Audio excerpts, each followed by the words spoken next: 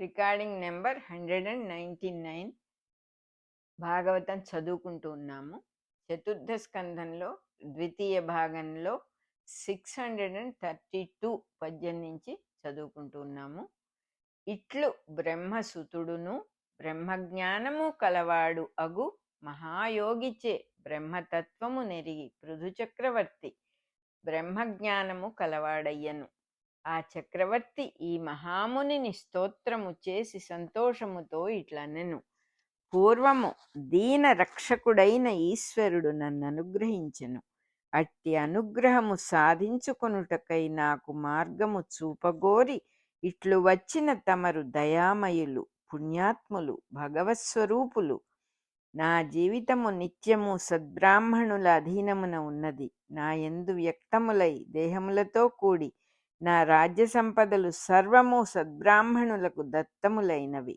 నా ప్రాణములు, భార్య, వైభవము, గృహములు, సంతానము, రాజ్యము, సైన్యము, రాజధనము, పరివారము మొత్తము వారి అధీనమున ఉంచి తిని, భృత్యులను, తాంబూలము మొదలగు పదార్థములను కూడా బ్రాహ్మణుల ఉపచారములకు నివేదించి తిని. ఇప్పుడు నేను మీకే విధముగా కానుకలు సమర్పింపగలను? దేహ సమేత మదీయ రాజ్య సంపదలు అనుట వలన దేహమే రాజ్యమనియు, అందలి సర్వశక్తులను రాజ్యాంగమనియు ధ్వని. ఇచ్చట బ్రాహ్మణులు అనగా బ్రహ్మజ్ఞానమునిచ్చు ప్రజ్ఞామయ కేంద్రములు అని అర్థము. సర్వసౌఖ్యములు, అధికారము సమస్తము బ్రహ్మజ్ఞానమునకు అధీనముగా నడుచుచుండుట పృథు చక్రవర్తి రాజ్యముగా చెప్పబడినది. భృత్యులు, పరివారము, సైన్యము మున్నగు వృత్తులలో ఏ వృత్తిని ఆచరించువాడైనను బ్రహ్మజ్ఞానము కలిగి ఉండి దానికి అధీనమైన జీవితము నడుపవచ్చును. ఈ సమస్తము బ్రాహ్మణాధీనమంటిని గదా. అది ఎట్లనగా సేనాధిపతిత్వము, రాజ్యపాలనము, దండనాయకత్వము, సర్వలోకాధిపత్యము అనున్నవి వేదశాస్త్రమెరిగిన బ్రాహ్మణునకే గాని ఇతరులకు సాధ్యము కావు. వేద విధులు అన్నిటియందునూ సమర్థులు కావలనని ఒక అర్థము. అన్ని వృత్తుల వారును బ్రహ్మజ్ఞానము కలిగియుండుట శ్రేష్టమని మరి ఒక అర్థము. కనుక బ్రాహ్మణులకు భోజన దానము, వస్త్రదానము తన అధీనమున ఉండును. క్షత్రియులు మొదలగు 3 వర్ణముల వారికి బ్రాహ్మణుల అనుగ్రహము వలన అన్నముపై మాత్రము స్వాతంత్ర్యము కలదు. తక్కిన వస్తువుల యందు స్వాతంత్ర్యము లేదు. కనుక మీకు గురుదక్షిణ ఏమి సమర్పించువాడను? ఒకవేళ నా సంపదలపై నాకు అధికారమున్నను ఇట్టి ఆధ్యాత్మ విద్యను, వేదాంతమును, భగవద్భక్తిని ఉపదేశించిన వారికి ఏమిచ్చినను పొందిన దానితో సాటిరాదు. సరిపడునట్లిత్తుననుట పరిహాసమునకు కారణమగును. అట్టి పరిహాసము పొందకుండా సమర్పింపగలిగినది నమస్కారం ఒక్కటే. కనుక నేను చేయు ఉపచారములకు మీరు దయామూర్తులై సంతుష్టులగుదురుగాక. ఇట్లు పలుకుచున్న మొదటి రాజైన పృథు చక్రవర్తి చేత పూజితులై సనకాదులు వెడలిపోయిరి. వారి స్వభావమును గూర్చి ప్రశంసించుకొనుచు ఎల్లరూ గమనించుచుండగా ఆకాశ మార్గమున మాయమైరి. ఇచ్చట పృథు చక్రవర్తి జీవుల దేహ నిర్మాణమునకు, అందలి ఆధ్యాత్మిక విజ్ఞాజ్ఞాన కేంద్రములకు, అన్నపానీయాది పోషణావయవముల నిర్మాణమునకు కారకుడైన మొదటి రాజు అని విచిత్రముగా నిరూపింపబడినది. ఈ శరీరములయందే బ్రాహ్మణులు అనబడు బ్రహ్మజ్ఞాన ప్రజ్ఞలు ఆహ్వానింపబడి వికాసమందుటయు, మోక్షకారకులైన సనకాదులు ఇంద్రియములు, మనస్సులు, వాక్కులుగా వ్యక్తమగుటయు, హృదయము అనబడు దహరాకాశ మార్గమున మాయమై ఉండుటయు చెప్పబడినది.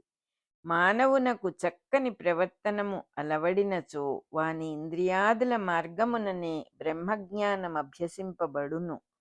హృదయమున సనకాదులు సద్గుణములుగా లీనమై వసింతురు. ఇట్టి రాజ్య ధర్మ సంస్థాపనమే పృథు చక్రవర్తి రాజ్యముగా వర్ణింపబడినది. సనకాది మునులు ఆకాశ గమనమున అంతర్ధానులు కాగా పృథు చక్రవర్తి ఆత్మనిష్ట కలవాడై అన్ని కోరికలు తీరినవాడుగా పరిపూర్ణ బుద్ధిభావము వహించెను. అతడు తన ప్రజలందరకు ముఖ్యుడై పరిపాలించెను. ముఖ్యుడు అనగా జీవుల ముఖమునందు వర్తించు అగ్నిహోత్ర స్వరూపుడు. ఇతడు వైశ్వానరుడనియు జాతవేదుడనియు రెండు విధములుగా తన ముఖ్య ధర్మమున వర్తించును.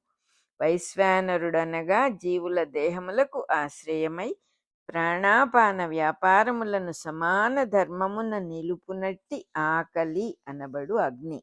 ఇతడు చతుర్విధములైన అన్నములుగా ఆహార ద్రవ్యములను పచనము చేయుచుండును.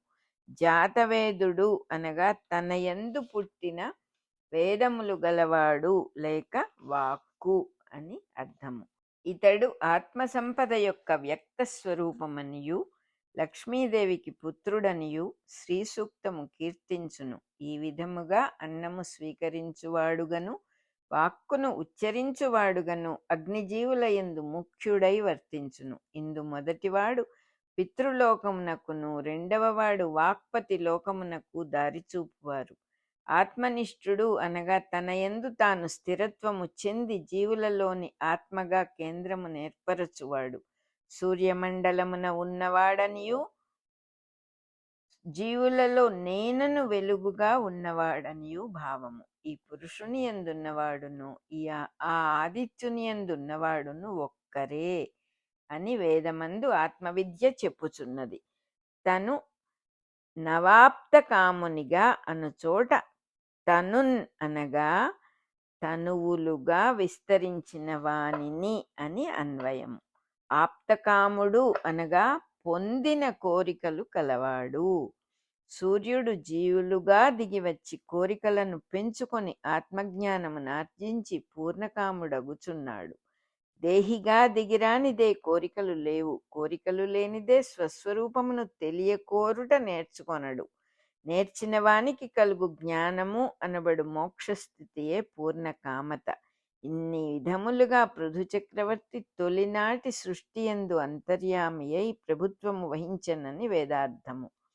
ఏకాగ్ర చిత్తుడు అనగా ఒకే అగ్రమున పరిణమించు చిత్తము గలవాడు. సూర్యాంతర్వర్తియే కిరణమయములైన బుద్ధుల రూపమున ఏకాగ్ర చిత్తుడు లేక కేంద్రము. ఆ పృథు చక్రవర్తి సమస్త కర్మలను ఆయా కాలములకు దేశములకు తగినట్లుగా ఆచరించెను.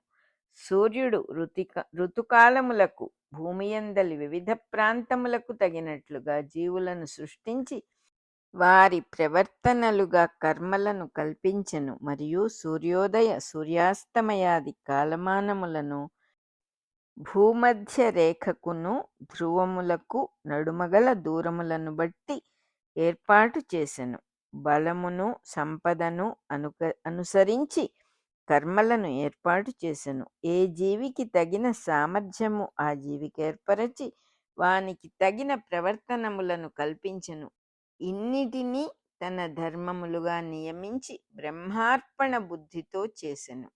ఆయా జీవుల శమదమాది గుణములే కాక కామక్రోధాదులు వివిధ స్వభావములు, వానికి తగిన దైవాసుర ప్రవర్తనములు, వానికి తగిన మంచి చెడ్డల పరిణామములు ఆయా జీవులకు మిగిలిపోకుండా తుదకన్నీయు పరబ్రహ్మమునందు పర్యవసానమగునట్లుగా ఏర్పరచెను. ఇట్లు బ్రహ్మార్పణ బుద్ధి కలిగియున్నంత మాత్రమున కర్మలను నిరాదరింపలేదు. కర్మాసక్తుడై వాని యందు ఉత్సాహముతో అనుష్ఠానము చూపెను.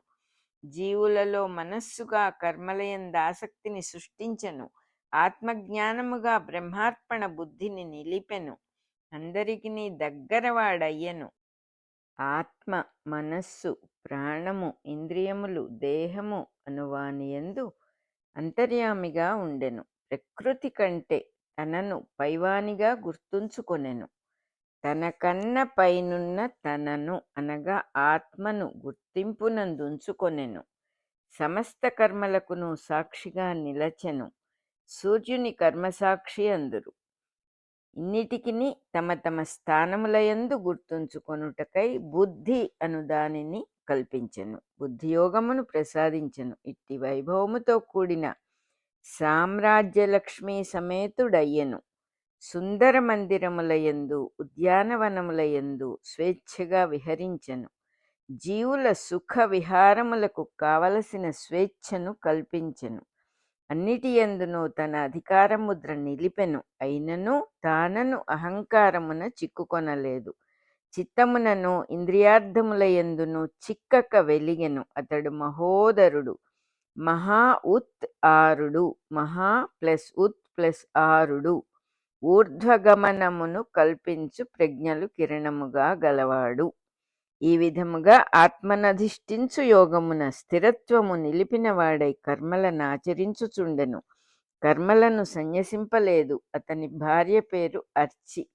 ఇచట మూలమున గృహేషు వర్తమానోపి స సామ్రాజ్య శ్రియాన్వితః నాసజ్జతేంద్రియార్థేషు నిరహం మతిరర్కవత్ ఏవ మధ్యాత్మయోగే కర్మణ్యను సమాచరన్ పుత్రానుత్పాదయామాస పంచార్చిష్యాత్మ సమ్మతాన్ అని ఉన్నది. ఇందు అర్కవత్ అను పదమును పోతన అనువదింపలేదు. సూర్యుని వలె కర్మలయందనాసక్తుడై కర్మలనాచరించుచుండెనని మూలమందలి భావము.